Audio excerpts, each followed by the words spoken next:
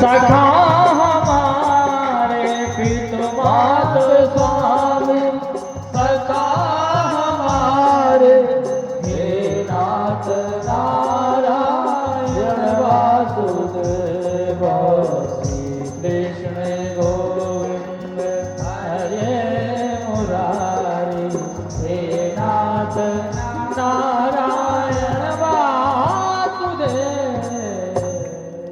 बोलो भक्तवत्सल भगवान की जय। जैसे ही उस सखा ने देखा कि आज भगवान का खेलने का मन नहीं है, वो सखा सीधे गया जाकर के सभी सखाओं से कहता कि भैया पता नहीं आज कन्हैया के लिए क्या हो गया है और आज उसका मन नहीं लग रहा है। सभी सखा आए और कहा कि अरे भैया बता लाला कन्हैया तुझे क्या हो गया है, तू क्यों आज जमीन पर पड़ा है, चल मेरे साथ खेलने के लिए चल। जैसे ही सखाओं ने देखा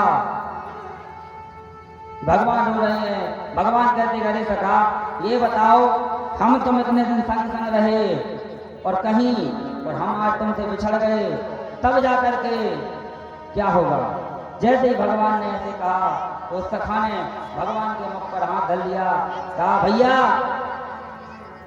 तुम ये बिछड़ने की बात करते हो यह हम नहीं सुन पाएंगे, क्योंकि जब तक तुम हमारे जीवन में नहीं थे जैसे तैसे करके हम जी रहे थे, लेकिन जब से तुम हमारे जीवन में आए हो अब तुम्हारे बिना रह पाना हमें नहीं लगता कि हम रह पाएंगे।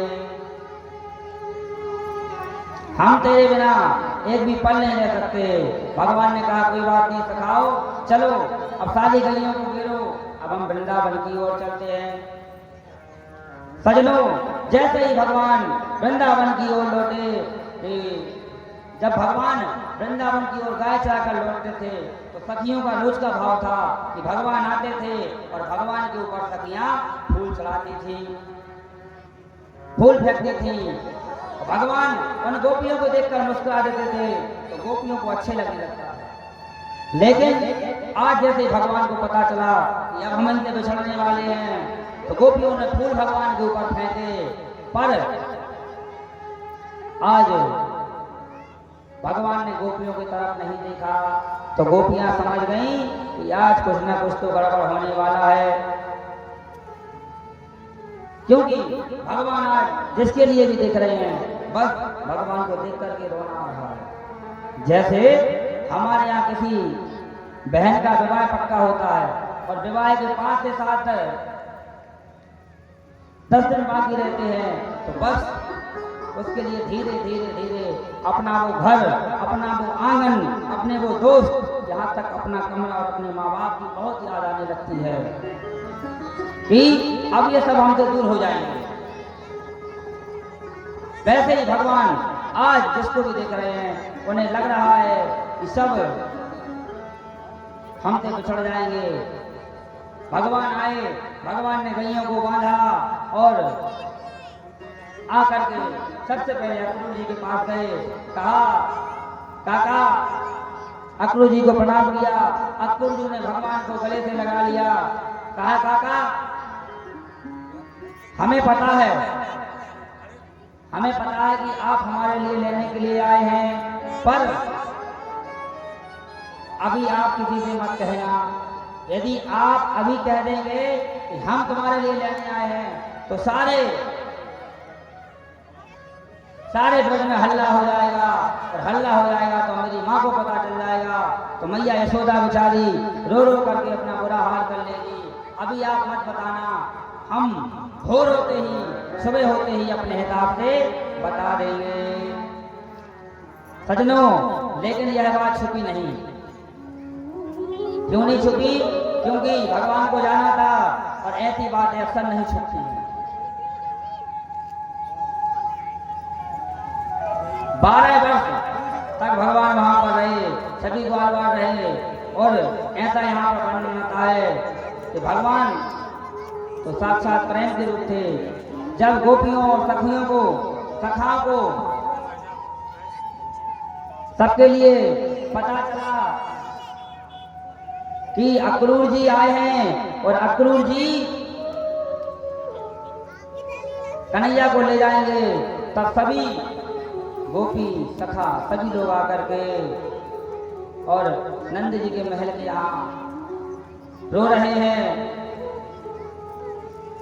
गोपियां कहती सखाओ तुम कन्हैया के पास जाओ तो कन्हैया से पूछ करके आओ कि आखिर वह हमें छोड़कर क्यों जाना चाहता है, हमने उसका क्या दिल दुखाया है, हमने क्या उसको परेशान किया है, बताओ वो आखिर के हमें छोड़कर क्यों जा रहा है, वो क्या चाहता है। हम हर उसकी स्थिति में रह लेंगे, यदि वो हमें हंसाएगा तो हम हंस लेंगे, यदि वो हमें रुलाएगा तो हम रो लेंगे, आखिर वो हमें छोड़ करके जाना क्यों चाहता है, तुम जाओ तो जाकर के पूछ कर आओ।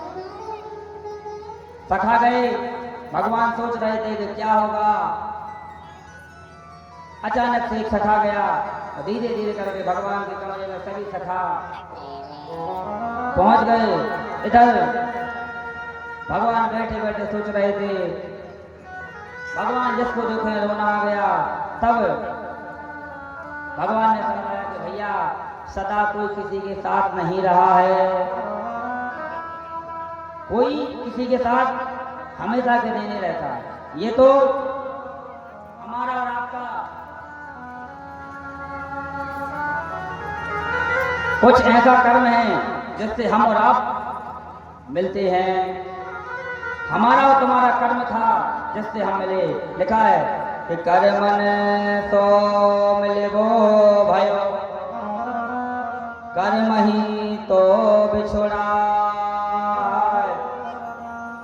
बाबर कर्म सवार ले, आंसू का है बहार।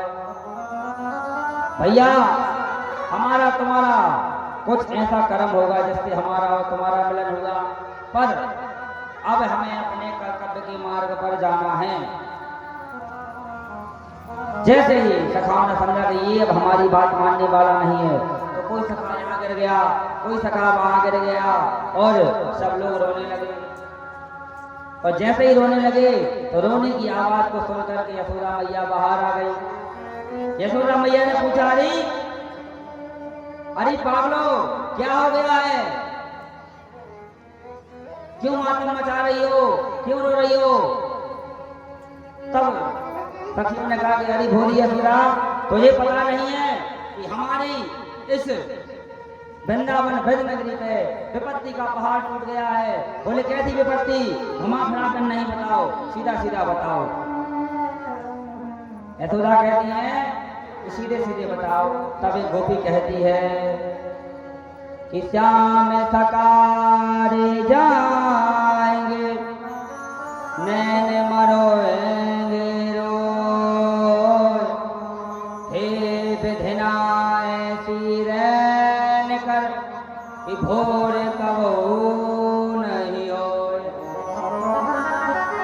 हम तो उस विधाता से प्रार्थना कर रहे थे, हे विधाता ऐसी भोर ऐसा सुबह कभी ना हो कि वह कृष्ण हमें छोड़ करके चले जाए, हम जिंदगी भर अंधेरे में ही रहेंगे, पर वो कन्हैया हमें छोड़ करके ना जाए।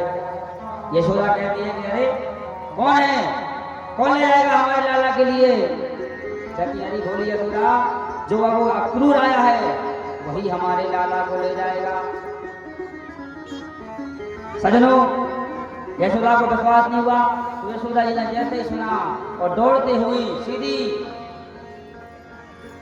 भगवान की कमरे में पहुंच गए। भगवान तो सोच ही रहे थे इस संसार में हर व्यक्ति को समझाया जा सकता है पर मां को नहीं समझाया जा सकता है। सजनों, देखते ही देखते सीधी यशोदा जी आ गई। तो जब यशोदा जी ने देखा कि लाला तो रो रहा है, तब यशोदा कहती है कि लाला तुम क्यों रो रहे हो, क्या ये बात सच है कि तुम कहीं जाने वाले हो, सही बताओ। तब भगवान कहते हैं कि माँ ये बात सही है, सदा कोई किसी के साथ नहीं रहा है, एक दिन तो सबको बिछड़ना है। भैया भैया बिछड़ जाते हैं, माँ बाप बिछड़ जाते हैं, भाई बहन बिछड़ जाते हैं, बाप बेटा बिछड़ जाते हैं, एक दिन इस धरती पर सबके लिए ही बिछड़ना है। भगवान कहते कि मां, पर मुझे तेरे आशीर्वाद की आवश्यकता है, क्योंकि अब जो हमारी प्रेम की लीलाएं थी वो सारी लीला संपन्न हुई। अब मुझे अपने कर्तव्य के मार्ग पर जाना है, क्योंकि मेरा जो अवतार हुआ है वो धर्म की रक्षा के लिए हुआ है। लिखा है गीता में, धर्म तंत्र नाथाय संभवानि योगे योगे। माँ, मुझे धर्म की रक्षा के लिए जाना है, इसलिए मुझे तू आशीर्वाद दे, मुझे तू आशीर्वाद दे और मैं अपने कर्तव्य के मार्ग पर आगे बढ़ूं। यशोदा मैया ने देखा कि लाला ने ठान लिया है तो निश्चित ही जाकर के मानेगा। तब यशोदा कहती है, लाला हाँ, जब तूने ठान ही लिया कि तुझे जाना है, जब तूने ठान लिया कि तुझे जाना है तो सुना, जब तू छोटा था तब तेरे पिताजी ने गर्गाचार्य जी से तेरी कुंडली दिखवाई थी और गर्गाचार्य जी ने कहा था कि यशोदा सुन, तेरा बेटा राजा बनेगा। और कौन मां नहीं चाहती कि उसका बेटा राजा बने, हर मां चाहती कि उसका बेटा राजा बने, नौकरी करे और अपना जीवन गुजारे, हमारी भी सेवा करे। पर बेटा मैं तो विधाता से बार बार प्रार्थना करती हूँ कि हे विधाता, ऐसा राजा मुझे नहीं चाहिए जिससे मेरा कन्हैया छोड़कर हमें चला जाए। हम रोज प्रार्थना करते हैं, लेकिन बेटा जब तूने ठान ही लिया है कि तुझे जाना है तो बेटा तू जा और जब तू जाएगा, तू राजा बनेगा तो तेरे दास दासियां महल सब कुछ होगा। बेटा मेरी तुझसे प्रार्थना है, मेरी प्रार्थना को सुन। भगवान कहते, हाँ माँ बताओ क्या प्रार्थना है आपकी। बोले बेटा मेरी तुझसे यही प्रार्थना है कि जब तू राजा बनेगा तेरा बहुत बड़ा महल होगा, और जब महल होगा उसमें बहुत सारे दास दासियां होंगे, तो बेटा तू मुझे और तेरे नंद बाबा को वहां पर नौकरानी की जगह दे देना। हम जीवन में मर जाएंगे परंतु ये कभी अपने मुख से नहीं कहेंगे कि तू हमारा बेटा है। भगवान कहती, माँ ये तू क्या कह रही है कि हम तो तेरे ऋणी हैं, हम हमेशा से यशोदा और नंदलाला ही कहाएंगे। माँ तू चल, अभी रात्रि है, तू जा और सो जा। भगवान ने स्वयं अपने माँ को पकड़ा और जा करके मैया को मैया के कमरे में दिया, खुद जा करके आकर के सो गए। अब सजनों आप बताओ, जब जिसका बालक उससे दूर होने वाला है, क्या उस माँ को नींद आ सकती है? नहीं आ सकती है। सजनों भगवान तो सो गए परंतु यशोदा मैया आई और यशोदा मैया ने भगवान का चुम्बन लिया, लाल लड़ा रही है और जैसे तैसे प्रार्थना हुई। और प्रार्थना होने के बाद में आज मैया यशोदा अपने आप से भगवान का श्रृंगार करती हैं, मोर मुकुट बांधती हैं और एक कटोरी में दही लेकर के आती है, कहती ले लाला खा ले, तू जो भी कार्य के लिए जा रहा है तेरा सिद्ध होगा। ये शास्त्र विधि है, जब कोई भी व्यक्ति अच्छे कार्य के लिए जाए, यदि दही खा करके जाए तो निश्चित दही खाने से उसको वजह से प्राप्त होती है। दिशाशूल हो तो उसके लिए भी विधि बताई गई है। सजनों आज मैया यशोदा ने भगवान का सबर बनाया और कन्हैया ने मैया के चरणों को पकड़ा और अपने आंखों की आंसुओं से मां के चरणों को धो दिया। फिर भगवान को विदा किया। जैसे ही विदा किया तो सखा मिल गए। सखाओं ने फिर भगवान के लिए रोक लिया। भगवान ने कहा, सखा तुम चिंता मत करो, हम बहुत जल्दी ही लौट करके आ जाएंगे। भगवान का एक सखा बहुत ही गरीब था, वो सखा का नाम था मधुमंगल। मधुमंगल भगवान से कहता कि हे प्रभु, हे कन्हैया, तेरे जो भी सखा हैं वो तो सब बड़े घर के हैं, किसी की खेती है, किसी का रोजगार है, किसी की गाय आदि है, सब अपना गुजारा कर लेते थे, पर मैं तो तेरे ही सहारे जीता था। तेरी साथ घूमता था, तेरा ही खाता था। अब लाला ये बता मेरा क्या होगा, मैं तो भूखा ही मर जाऊंगा। भगवान ने उसके मुख पर हाथ रखा और कहा कि अरे मधुमंगल, याद रखना मेरा भक्त गरीब हो सकता है और भूखा नहीं मर सकता। तुम चिंता मत करो, मैं परसों लौट करके आ जाऊंगा। इस प्रकार से भगवान समझाते हुए धीरे धीरे आगे बढ़ रहे हैं। एक कोने में नंद बाबा जी खड़े हैं और नंद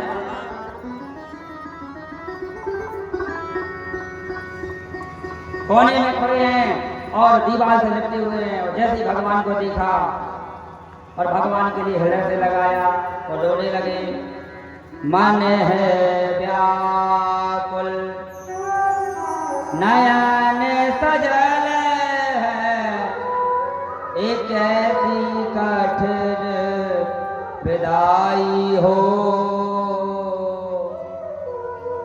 वो कृष्ण की बातें, वो कृष्ण की लीला, जाए ना बिसराई हो। कान्हा कान्हा की वह प्रतिध्वनि प्रतिपल पड़ी सुनाई हो। जिसके मोह में सब कुछ भूला, थी वह वस्तु पराई हो। कड़वे विशेष भी कहीं कड़वी होती सदा सच्चाई हो। जिसके प्रेम में जिसके मोह में सब कुछ भूला, थी वह वस्तु पराई हो। सज्जनों, नंद बाबा बहुत रोए हैं। कृष्ण जी सबसे मिले हैं। अक्रूर जी कहते हैं कि भैया अब तो चलो, भगवान आगे बढ़ रहे हैं। और आगे जैसे ही बड़े के गोपियां रख के आगे लेट गई। भगवान ने गोपियों के लिए समझाया और जैसे समझाया तो यशोदा मैया फिर रोने लगी। रो रो करके बेहोश हो करके जमीन पर गिर गई। भगवान ने देखा कि यशोदा मैया गिर गई हैं और जाकर के उठाया। कहा अरे माँ क्या हुआ, मैं तो यही हूँ, तेरा लाला यही है, क्या हो गया है। मैया यशोदा कहती है कि लाला तू जा अपने कर्तव्य के मार्ग पर, मेरे हृदय में वेदना बार बार आ रही है। बोले क्या? बोले एक समय की बात है कि जब गोपियों ने तेरी शिकायत करी थी कि लाला ने माखन चुराया, लाला हमें परेशान कर रहा है, तब बेटा याद कर वो दिन कि मैंने तुझे उखल से बांध दिया था और दिन भर तुझे खाने के लिए कुछ नहीं दिया था। और आज वह वेदना मुझे बार बार याद आ रही है। बेटा